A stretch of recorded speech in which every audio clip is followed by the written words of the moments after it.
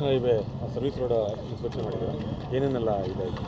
ಇವತ್ತು ಅನ್ಕೆರೆಯಿಂದ ಇಂಡ್ವಾಳುವರೆಗೆ ಸರಿಸುಮಾರು 15 ಕಿಲೋಮೀಟ್ರ್ ನಾನು DC ಅವರು NH PWD ಮತ್ತು ರಾಷ್ಟ್ರೀಯ ಪ್ರಾಧಿಕಾರ ನಗರಸಭೆ PDO ಎಲ್ಲರೂ ಇವತ್ತು ಇಡೀ ಸರ್ವಿಸ್ ರಸ್ತೆಗಳಲ್ಲಿ ಏನೇನು ಅಧ್ವಾನಗಳಾಗಿದೆ, ಏನು ಪ್ರಾಬ್ಲಮ್ ಅಂತ ರೈತರ ಹತ್ರ ಸಾರ್ವಜನಿಕರ ಹತ್ರ ಎಲ್ಲ ಕೇಳಿದ್ದೀವಿ.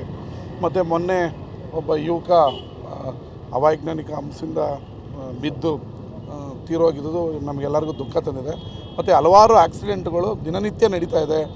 ಇದನ್ನು ತಪ್ಪಿಸ್ಬೇಕು, ಶಾಶ್ವತವಾಗಿ ಮಾಡಬೇಕು ಅಂತೇಳಿ ಸೂಚನೆ ಕೊಟ್ಟಿದ್ದೀವಿ. ಎಲ್ಲೆಲ್ಲಿ ರಿಫ್ಲೆಕ್ಟರ್ ಹಾಕಬೇಕು, ನೈಟ್ ವ್ಯೂ ಎಲ್ಲ ಹಾಕಬೇಕು, ಕ್ಯಾಟ್ ಐಸ್ ಎಲ್ಲ ಹಾಕಬೇಕು, ಮತ್ತು ವಿಷನ್ ಗ್ಲಾಸ್ ಹಾಕೋದಕ್ಕೆ, ಈ ಕರೆಂಟ್ ಲೈಟ್ ಎಲ್ಲೆಲ್ಲಿ ಬರ್ತಾಯಿಲ್ಲ ಅದನ್ನೆಲ್ಲ ಹಾಕೋದಕ್ಕೆ ಇವತ್ತು ಸೂಚನೆ ಕೊಟ್ಟಿದ್ದೀವಿ.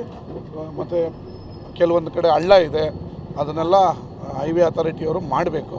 ಇಮಿಡಿಯೇಟ್ಲಿ ಮಾಡ್ತೀವಿ ಅಂತ ಹೇಳಿದರೆ ನಾನು ಮತ್ತು DC ಅವರು ಕಾಲಕ್ಕೆ ಅವ್ರನ್ನ ಕರೆದು ಇಮಿಡಿಯೇಟ್ಲಿ ಜನಕ್ಕೆ ಯಾವುದೇ ತೊಂದರೆ ಆಗ್ದಂಗೆ ಆಕ್ಸಿಡೆಂಟ್ಗಳು ಇನ್ನು ಮುಂದೆ ಕಡಿಮೆ ಮಾಡಬೇಕೋಸ್ಕರ ನಾವು ಕ್ರಮ ಕೈಗೊಂಡಿದ್ದೀವಿ. ಸರ್, ಸಾಕಷ್ಟು ಹೋರಾಟ ಕೊಡ್ತಿದ್ದಾರೆ ಅನ್ಕೆರೆ ಇದಕ್ಕೆ. ಅದು ಸ್ಯಾಂಕ್ಷನ್ ಆಗಿದೆ, 8 ಕೋಟಿ ರೂಪಾಯಿ ಬಿಡುಗಡೆ ಆಗಿದೆ. ಟೆಂಡರ್ ಇನ್ನೊಂದು 3 ತಿಂಗಳಲ್ಲಿ ಟೆಂಡರ್ ಪ್ರಕ್ರಿಯೆ ಮುಗಿದು ಇನ್ನು 3 ತಿಂಗಳಲ್ಲಿ ಅಂಡರ್ ಪಾಸ್ ಕಾಮಗಾರಿ ಸ್ಟಾರ್ಟ್ ಆಗ್ತದೆ. Thank you.